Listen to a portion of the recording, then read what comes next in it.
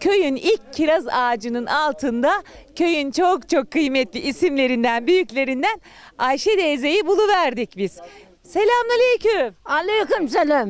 Nasılsın, iyi misin? İyiyim Allah'a şükür, çok şükür. Seninkiler de geldi mi? Geldi benim Hollanda'm hep geldi. Neredeydiler? Hepsi oradaydı.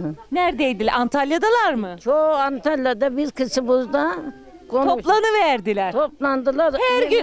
Her gün şölen mi olsa ki Ayşe teyze? Olsa.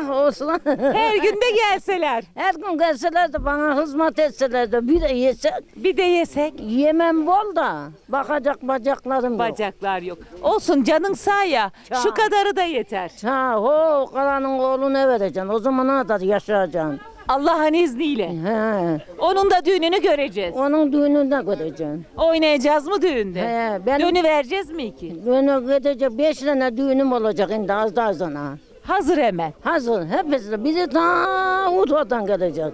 Senin düğünün nasıl olduydu, onu hatırladın mı? Beni zımbız davuluna dövüldü, bir ata bindim, hayvana bilir misin sen? Bilirim, bilmem mi? Hayvana bindim, kuyruklarımı enteri kıydım, öyle sallandı enteri. Gelinlik nasıldı, güzel miydi? He, öyle duvak kıydım. Benimkinden güzel miydi? Tabii güzel enter olur da. Değil mi? Böyle Benimki olmamış mı? olmuş güzel, Ama herhalde başım pek duvak gibi değil.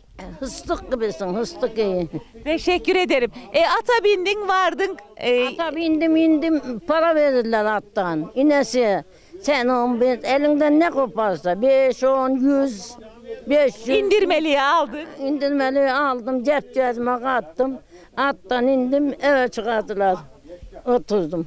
O gün bugündür de yaşarsın bu evde. Yaşayın, hala yaşayın, çocuklarımı çıkaracaksın. Onun oğluna vereceğim, onu gelin çıkaracaksın. İnşallah, inşallah. Allah o gün de göstersin. Hadi kal sağlıcakla. Allah olsun. Elini öpeyim. Gene buyurun gelin, gene cübbetimizi gene edin. İnşallah. Teşekkür ederiz. Sağ olasın. Oldu, hadi. Serhoşlarla gitme